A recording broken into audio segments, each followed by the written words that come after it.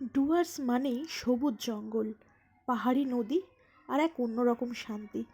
আজ আমরা চলেছি জলদাপাড়ার সীসামারা নদীর ধারে, যেখানে জলের শব্দ আর জঙ্গলের নীরবতা একসাথে তৈরি করে এক ম্যাজিক্যাল অনুভূতি।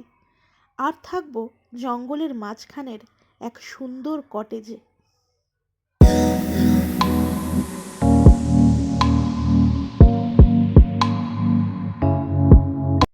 জলদাপাড়া পশ্চিমবঙ্গের আলিপুরদুয়ার জেলার অবস্থিত, আর সীসামারা নদী এই জঙ্গলের এক গুরুত্বপূর্ণ অংশ। এখানে আসার জন্য সবচেয়ে কাছের রেলওয়ে স্টেশন হলো হাসিমারা, আর কাছের এয়ারপোর্ট বাগডোগরা। হাসিমারা থেকে গাড়িতে মাত্র 20 থেকে 30 মিনিটেই পৌঁছে যাবেন জলদাপাড়া।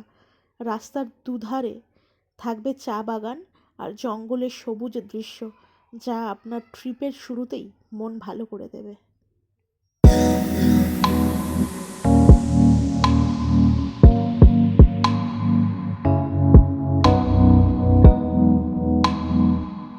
সীসামারা নদীর একটা বিশেষত্ব আছে। এই জলটি খুবই পরিষ্কার, বর্ষার জলে পুষ্ট। বর্ষাকালে একটু বেশি এতে জলের স্রোত থাকে, কিন্তু শীতকালে এই জল থাকে অনেক বেশি শান্ত। নদীর ধারে শুধু জলের শব্দ শুনলেই মনে হবে শহরের সব ক্লান্তি দূর হয়ে গেছে। এই জলের ধারে জংলি জানোয়ার, হাতি এবং অন্যান্য পশুরা সবাই আসে জল পান করতে।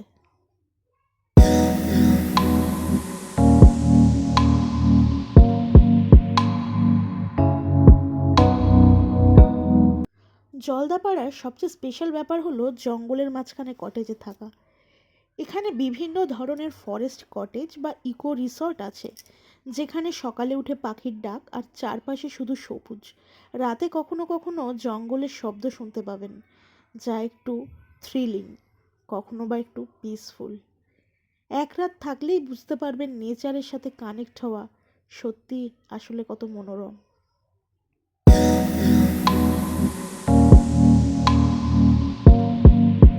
জলদাপাড়া ন্যাশনাল পার্ক বিখ্যাত তার ওয়ান হর্নড রাইনোসরাসের জন্য। আপনি এখানে করতে পারবেন জিপ সাফারি, এলিফ্যান্ট সাফারি।